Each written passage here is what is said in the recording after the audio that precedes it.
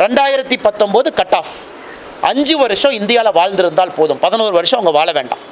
சிறப்பு சட்டமாக 5 ஆண்டுகள் வசித்திருந்தால் போதும், அவர்கள் இந்தியாவினுடைய குடிமக்களாக ஒரு சிஸ்டத்தை ஃபாலோ பண்ணி, ஒரு ப்ரொசீஜரை ஃபாலோ பண்ணி நாம் குடியுரிமை கொடுப்போம். இன்றைக்கி நம்முடைய உள்துறை அமைச்சகம் 2021-2022 ஆனுவல் ரிப்போர்ட்டில் சொல்கிறாங்க, இதுவரை 1414 பேர்த்துக்கு நம்ம குடியுரிமை கொடுத்துருக்கின்றோம். நம்முடைய நாட்டில் 2019க்கு பிறகு 1414 பேருக்கு நாம் குடியுரிமை கொடுத்துருக்கின்றோம், குறிப்பாக இந்த 3 நாட்டிலிருந்து வந்திருப்பவங்களுக்கு. அப்போ எங்களுடைய முதல் கேள்வி, தமிழகத்தில் இருக்கக்கூடிய அரசியல் கட்சி 19 ஒரு அறிக்கையை விடாமல் இந்த குடியுரிமை திருத்த சட்டத்தில் என்ன தப்பை நீங்கள் கண்டுபிடிச்சிங்க? எந்த பாயிண்டில், எந்த செக்ஷனில்? 39 பக்கம் நேற்று வெளியிட்டிருக்கின்றோம். இதற்கு இந்தியாவினுடைய குடியுரிமை அந்தஸ்து திட்டம் பலமுறை மாற்றி இருக்கின்றோம். காங்கிரஸ் ஆட்சியில் மாற்றிருக்கும். 2005 பாகிஸ்தான், பங்களாதேஷில் இருக்கக்கூடிய இந்தியர்கள் ஓசிஐ கார்டு இல்லைன்னு ஒரு சட்டம் கொண்டு வந்திருக்காங்க. இன்றைக்கி எங்களுடைய கேள்வி, யாருக்கு எதிரானது என்பதை எதிர்க்கட்சி நண்பர்கள் சொல்லணும். குறிப்பாக தமிழகத்தில் இருக்கக்கூடிய கட்சிகள்லாம், ஐயோ நாங்கள் இதுக்கு எதிரினா, யாருக்குங்க நீங்கள் எதிரி? இதில் எந்த சட்டம் இந்தியாவில் இருக்கக்கூடிய இஸ்லாமியர்களுக்கு குடியுரிமை பறிக்கப் போகின்றது என்று எந்த வார்த்தை சொல்லுது? நேற்று நாம் கொடுத்துருக்கக்கூடிய 35 பக்கத்தில் எந்த பாயிண்ட் சொல்லுதுங்க இந்தியாவில் இருக்கக்கூடிய இஸ்லாமிய சகோதரனோ சகோதரியோ அவருடைய குடியுரிமையை நாம் எடுப்போம் என்று எங்கே சொல்லி இருக்கின்றோம்? குடியுரிமை கொடுப்பதற்கான சட்டம் தான் குடியுரிமை திருத்த சட்டமோ தவிர குடியுரிமையை எடுப்பதற்கான சட்டம் இல்லை. அதனால் நம்முடைய பத்திரிகை நண்பர்கள் மூலமாக நம்முடைய சகோதர சகோதரிகள் அனைவரும் புரிந்து கொள்ள வேண்டும். 11 ஆண்டுகள் காத்திருக்க வேண்டியவர்கள் இப்பொழுது 5 ஆண்டுகள் காத்திருக்க போகின்றார்கள்.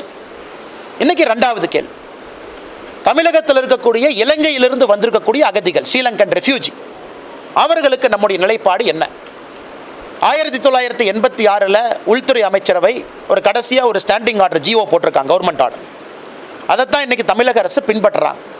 அதாவது இலங்கையிலிருந்து யார் அகதிகளாக வந்திருக்கின்றார்களோ அவர்கள் இந்தியாவை பொறுத்தவரை 1951, 1967 அகதிகளுக்கான ஐநா சட்டத்தை நாம் பின்பற்றப் போவது கிடையாது.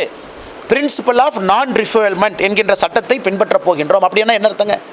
அவர்கள் எப்போ இலங்கையில் பிரச்சனை சுமூகமாக தீர்கிறதோ அப்போ திரும்ப போயிடணும் அப்படிங்கிறத 1986 எடுக்கப்பட்ட நிலைப்பாடு. அன்னைக்கு திமுக அரசியல் இல்லைங்களா நாராயண சார்? அரசியல் இருந்தாங்க, திமுக ஆட்சியில் இல்லையா? அன்னைக்கு மத்திய அரசு 1986 கொடுத்த ஜிஓ தான் இன்னைக்கு பின்பற்றுறோம். பிரின்சிபல் ஆஃப் நான் ரிஃபுவல்மெண்ட், அதாவது இலங்கையில் எப்போ இயல்பு நிலை திரும்புகிறதோ அன்னைக்கு இந்த சகோதர சகோதரிகள் செல்வார்கள். அதை தாண்டி அவர்களுக்கு குடியுரிமை கொடுக்கப்பட்டிருக்கிறது. 11 ஆண்டுகள் யார் இந்தியாவில் வசித்திருக்கின்றார்களோ அகதிகளாக வந்தவர்களுக்கு குடியுரிமை நம்முடைய அரசு கொடுத்திருக்கின்றோம். அது நாம் இல்லை, காங்கிரஸ் கட்சியிலையும் கொடுத்துருக்காங்க, காங்கிரஸ் ஆட்சியில். இன்னைக்கு இந்தியா என்ன சொல்லுது? இலங்கையில் 13வது அமெண்ட்மெண்ட்டை நடைமுறைப்படுத்துங்க. குறிப்பாக எல்லா இடத்திலும் கூட பொலிட்டிக்கல் பவரை திரும்ப அந்த மாகாணத்துக்கு கொடுங்க, ஃபினான்ஷியல் பவரை கொடுங்க, இயல்பு நிலைக்கு கொண்டு வாங்க. திரும்ப இங்கே யாரெல்லாம் இதற்கு முன்பு நம்முடைய வேறு அக்ரிமெண்ட் சாஸ்திரி பேக்டில் யாரையெல்லாம் குடியுரிமை கொடுத்து நாம் எடுத்துக்கொண்டோமோ லட்சக்கணக்கான நம்முடைய சகோதர சகோதரிகளை குடியுரிமை கொடுத்து எடுத்துக்கிட்டோம். அது இந்தியாவும் இலங்கையும் போட்ட ஒப்பந்தம். அதை தாண்டி குறிப்பாக 1983 2009 வரை யுத்த காலகட்டத்தில் எந்த சகோதர சகோதரிகள் வந்திருக்கின்றார்களோ 11 ஆண்டுகள் நம்முடைய மண்ணில் யார் தங்கியிருக்கின்றார்களோ அவங்களுக்கு குடியுரிமை சட்டம் கொடுத்திருக்கின்றோம்.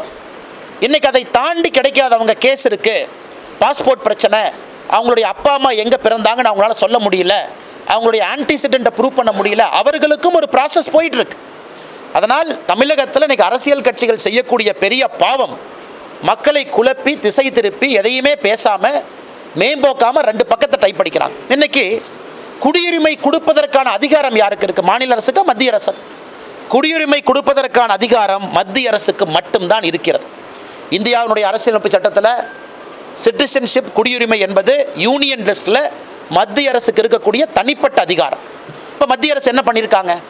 எங்கேயெல்லாம் இந்த ரெஃப்யூஜி கேம்ப் இருக்காங்களோ, நீங்கள் நேற்று நம்ம பார்க்குறோம் 35 பக்கத்துக்கு நம்முடைய உள்துறை அமைச்சரகம் சொல்லியிருக்காங்க, இதான் ஃபார்மேட்டுங்க, ஃபில் பண்ணுங்க, நீங்கள் எங்கே வந்தேன்னு ஒரு 4 பேர்த்து அட்டஸ்டேஷன் வாங்குங்க, 2014க்கு பின்னாடி எங்கே இருக்கிறீங்க, 2014க்கு முன்னாடி எந்த நாட்டில் இருந்தீங்க, அது ஒரு பக்கம்.